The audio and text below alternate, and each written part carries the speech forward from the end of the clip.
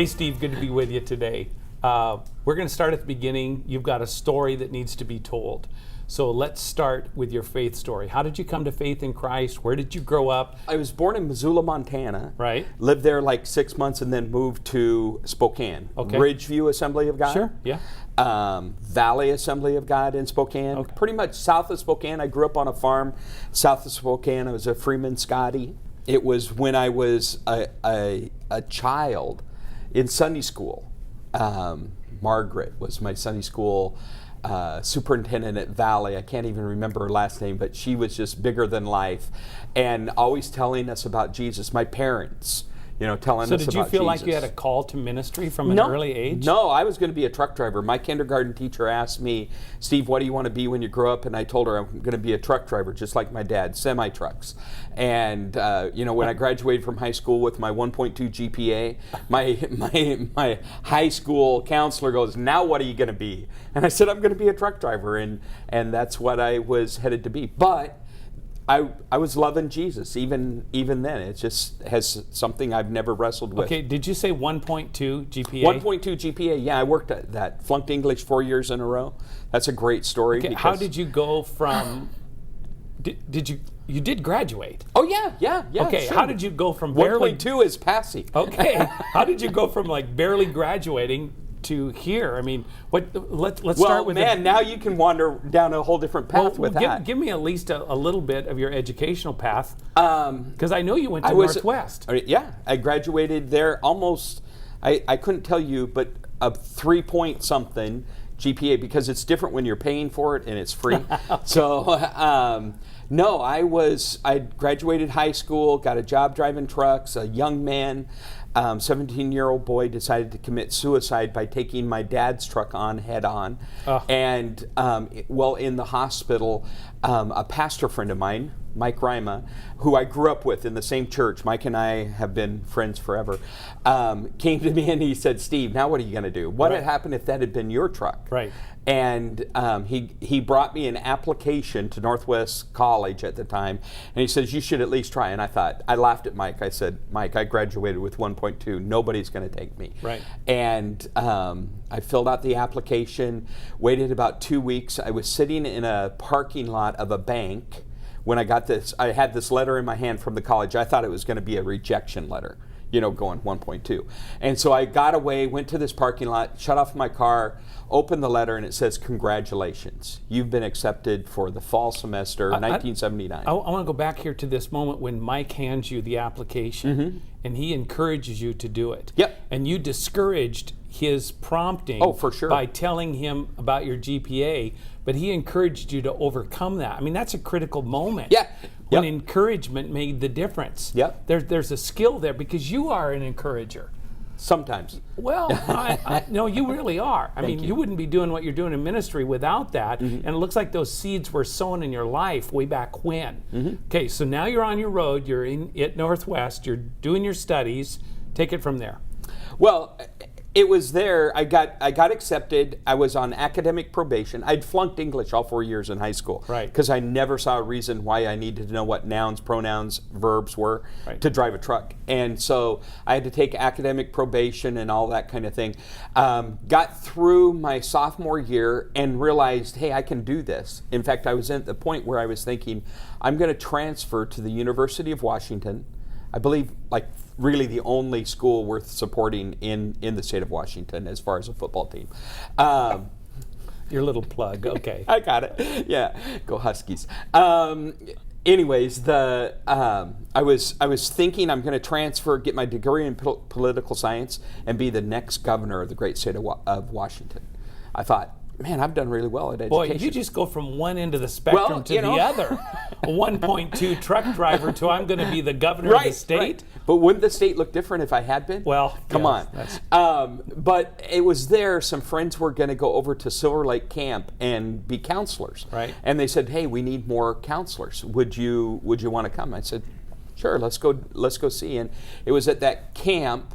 I'm going to rabbit trail a second because at camp, there's in youth ministry, 2 times, I'll guarantee you God shows up. Camp, short-term missions. He always shows up. So I'm at camp, and I'm praying for a bunch of junior hires, boys, and I hear somebody say, Steve, we need to talk. And I, without looking, I say, not now, I'm praying for junior hires. And I hear it again, we need to talk. And I look back, nobody's there, and I'm thinking, this might be a moment in my life. So I walk back behind the altar, and I say, so what's up, God? And he says, I want you to use your life to reach students. Let me stop. Are you telling me you heard the voice of God audibly? I did. I would, nobody would be able to tell me different, because it was somebody talking to me saying, we need to talk. So it had the same impact on you as if you'd heard it audibly, but you really don't know. No, it was audible to me. Okay, and so you respond, and so what's he say to you? And he says, I want you to use your life to reach students. And I said, okay. And went back, instead of going to the University of Washington, went back to Northwest, 2 more years, got my degree in youth ministry, and graduated, moved back to Spokane, and in 1983, not a lot of pastors were hiring single youth pastors. I was going to ask you about that, if you're still a single guy doing ministry. I was still a single guy, and it was not an easy row. And I thought, man, I'm not ever going to be able to find a job. Right. I'm going to end up being a truck driver after college. And but at that time, the church that I had attended as a child, Southside Assembly of God, had gone through some bumps, and they had a new pastor, Jack Bailey. And I went to Jack and I said, hey, Jack, you need a youth pastor. I know you only have 31 people there Sunday and only 6 students, but you need a youth pastor. So I'm going to be your youth pastor. I'm going to be full-time. I realize, he goes, I can't pay you, which they didn't for the first 3 years, but I worked full-time at the church. So you're bivocational at this point? No, kind of bivocational. Well, you got to eat. I mean, where are you getting some money? That was a good question. I prayed. The church would let me do a pizza feed for the kids once a month, and so I would order 6 extra pizzas, and I would eat on that. I'd pray for funerals. So you took them home? Yeah, you bet. Yeah, they knew I would. Okay, wait a minute. Are you telling me that you did not have a regular job during those 3 years? No, I didn't have a regular job. You just trusted God day to day? Yeah. Yep. Might be some of and I sold used cars. I would work on them and sell them out of the church parking lot. That might be some of the finest missionary training you ever got. Might have been. But you fast forward that, just a few years later, Amy and I had got married, and one of the first missions trips we did together. Okay, who's Amy? Amy is my wife. Amy Rains, now Amy Shoop. We've been married 21 years. I was her youth pastor in Wenatchee. She was 12 when I met her. You got to raise them up in the way they should go, and they won't soon depart. We were just talking about that last night. I'm not sure that's the right application for that scripture. Well, but why? Okay. I mean, I'm just telling you. I have the best wife, and we have a great marriage. And I listen to people say married friend. Man, I'm married friend, companion, team leader. She makes me. She covers all my dead spots, and I think maybe I cover some of hers. So now let's fast forward a little bit, because part of what I want to talk about has to do with you and Amy and your family. How did your family come about? Well, early on, in fact, the first discussion that we had when we got married, we thought we'd wait to have children, so we were taking precautions to make sure that kids didn't happen right away. And it was at missionary training in Springfield, Missouri at CBC that we decided no more. We're going to see if we can have kids. Right. And what we soon found out is that wasn't going to happen, that we couldn't have kids. Amy had some blockages and different things, and it was just a conglomeration of reasons we weren't going to have kids. To me, that wasn't that big a deal. I had never, as from far an as emotional point of view, whatever. I just had never really. Well, how did she deal with this, though? Well, see, she was a little different. She always wanted to have children. Of course. But when she found out, it wasn't devastating to her. She really did just take it and going, okay, God, you're in charge of my life. And pretty much how we've just always lived, especially as a married couple, is our missions call wasn't trumpets going, dun, dun, you got to go. Our missions call came out of seeing the need, going, if nobody else is going to go, then here am I, send me. I was going, okay, God, okay, let's roll with this. What whatever. About your wife? Amy, on the other hand, she would not say, and we just were discussing this last night. So she would not say grieving. She didn't grieve, but she did continue to keep it before God, going, God, I really want children. I really want children, and I'm okay if those children come without it being our biological. I just want to be a mom. She was comfortable with the idea of adoption. Her family had adopted a sister and her little sister and little brother. So she saw that early on and just saw it as a process that was good. How many children do you have? We have two. You have two? Grace and Seth. And so tell us how you got them. Well, Seth came to us 9 years ago. And again, we were just sharing this story with the friends that were walking us through it. We were in Guadalajara, Mexico, and Amy had mentioned to some friends at the church we were attending, the church plant we were part of in Guadalajara, that she's always wanted to be a mom, and but just had thrown it out there, not really anything more than that, just conversation. And it turns out that this lady, her aunt's housemaid, is pregnant, and the housemaid had left Oaxaca, southern Mexico, right, and come to Guadalajara so that her family didn't even know that she was going to give birth. She didn't want to keep the child from the beginning. She'd already had a child. The child was blind and had some issues, didn't see how she could raise a second one. And so she was determined just to abandon the child. Amy had made this known. When this lady finds out, connects us with this birth mom, Amy calls me 4 o'clock in the afternoon, says, hey, Steve, you want to be a dad? I said, I don't know, you need me to come home? Because I'm good with trying, Who knows? It might be fresh. Thank you. And so I come home and she goes, hey, there is this boy. He is about 8 hours old, and the mom is abandoning him. I think we should take him. And I'm going, I had 3 hours to decide whether I was going to go from this single, God's in charge of everything, right, let's go. So we you've can had pick up casual tomorrow. Conversations Casual about at best. adoptions. Yes, and casual all of a sudden at you best. get a phone call and the reality is in your face. In 3 hours, there's going to be a baby and a legal representative of the government of Mexico signing paper saying. And you could tell from her tone of voice she'd already made her decision. Totally. Yeah, there was no doubt we were going to have a son that night. Right. And I'm going, man, you don't even know. And so no supplies, no preparation. In fact, on the way to the baby's, where Seth's birth mom was, right, we stopped by a drugstore and bought bottles and formula and diapers just to get you and through the blankets. Just to figure out what was going on. And, here he is. We get there and, he still has the piece of the umbilical cord and iodine around his belly. Right. And the birth mom is holding him and hands him to Amy. And I'm just going, don't you hand him, what are you doing, lady? That's your kid. It seems surreal. More than surreal. It was just crazy. And one of the interesting things is the legal representative for the state of our government of Mexico, to make sure that we weren't stealing the baby or anything. Right. He goes, hey, listen, I'm going to sign this giving you authority to care for this child, but don't get attached.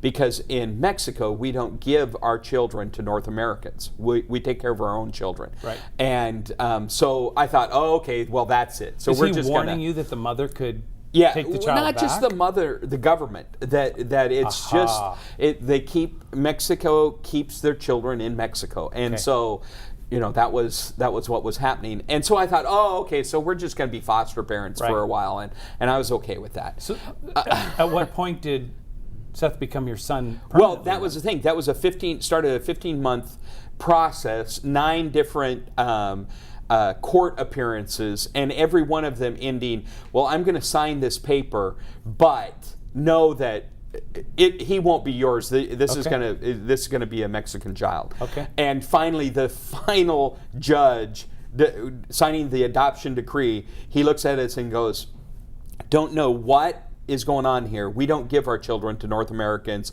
but he's yours." And so 15 months later, I had a legal son. That's done. Well, done as far as the next day I drove up to the border with the United States and Mexico to get him citizenship, and the head of immigration in Nogales looks at me and goes, "No, we can't give him citizenship because the only reason he wants to be adopted is so that he can become an American citizen."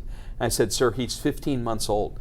All he wants is a bottle and a clean diaper." Right. But that started a 4-year process to get him in as an American citizen. Right. So, and how old is he now? He's 9. 9 years old. Yep. Okay, so you have a Mexican son. I have a Mexican son. And now tell us your daughter. And our daughter is 3, Grace. She comes through us. Her birth mom is an adopted niece for us, and that's a story in itself. Long story short, my brother who has not lived a Christ-like life whatsoever, was living with a woman who had my adopted niece, and the state took him away, but my mom and dad stepped in, said, "We'll foster care."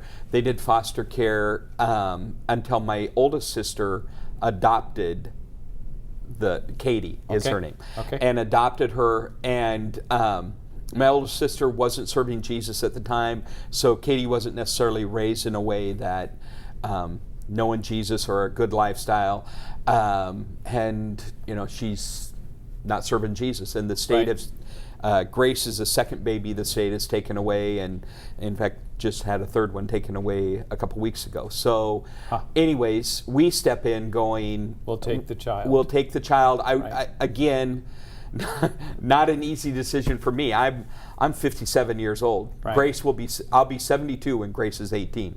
And so I wrestle with it, but again, it comes back to this girl's got to have a compass that points her towards Jesus. The compassion compelled you. The path of building your family that Jesus took you through is different than maybe many others. You accepted what he had given you as directly from his hand, but your faith challenges came in other ways. I used to tell kids in my youth group that were adopted, because they were searching for some meaning and some security. Why did my parents give me up? And dealing with that issue, that some of the most prominent people in the Bible were adopted, including Jesus himself. So that parents of adopted kids get to choose from all the kids in the world who they want, and they chose you. So don't ever forget that, and it adds a degree of meaning. So Steve, you've got this amazing family that's involved in your ministry, which you call Engage. I'm going to ask you to tell us what Engage is, how many countries you've served in, and how many students you've helped deploy, because this really focuses on youth ministry and missions and education all together. So let's start. What is Engage Ministries? Engage, in its simplest form, is creating a path for students to discover and clarify their destiny while in a missional environment, while earning a fully accredited, fully transferable college degree. Think study abroad with a purpose. In fact, that's one of our taglines, is study abroad with a purpose. Wow. Although we've changed that now, because we don't only study abroad, we actually have sites here in the U.S. because there's lost people in the U.S. Dream with me a moment. What would it look like that every church planter goes out with 10 college-age students to plant their church? I like that. Wouldn't that be cool? Can dream that because a labor force, Jesus said in Matthew 9:38, pray the Lord the harvest and laborers. That's key to any kind of evangelism, is get boots on the ground.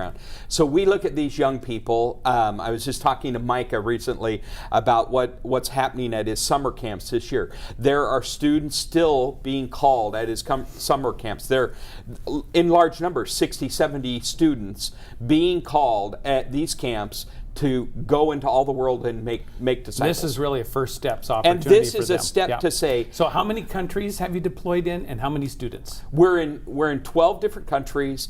Plus, we just started 2 here in the United States, so 14 or 13 countries, Okay, let's do 14 different sites.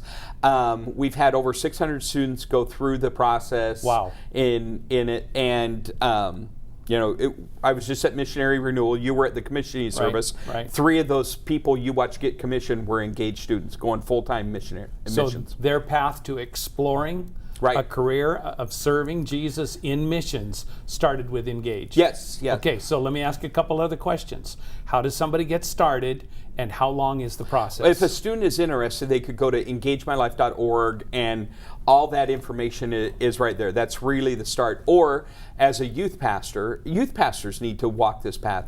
They spend 6 years mentoring, training, developing young people, and then to have them graduate. And right now, between, according to Barna and Pew, 70 to 75% of our young people will walk away from the faith after that graduation. We can change that. Between high school and either career or a college. Right, exactly.